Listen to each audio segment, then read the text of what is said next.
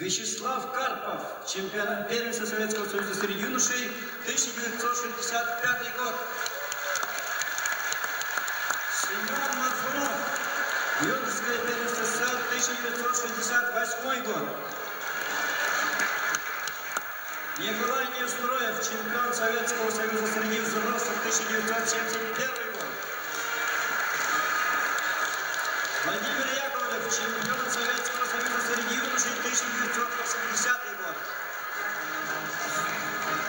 Максим Амосов, чемпион Советского Союза среди юношей, 1980 год. Александр Стрекаловский, чемпион Советского Союза среди молодежи, 1985 год.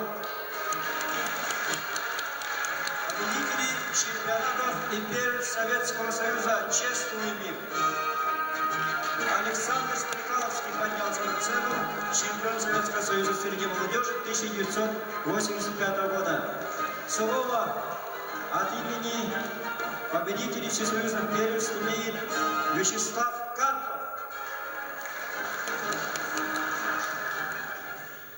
Уважаемый Андрей Евгеньевич, уважаемые друзья, борцы, уважаемые первые мастера ковра, разрешите вас всех поздравить от имени первых чемпионов Советского Союза с нашим праздником.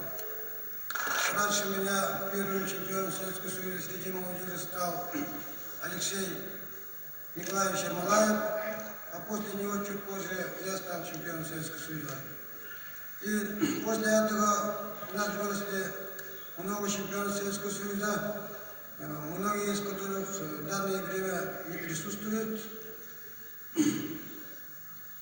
Раньше, когда мы только начали заниматься, нам Дмитрий Петрович Поркин, наш выдающийся тренер, говорил, что вы станете чемпионами Советского Союза.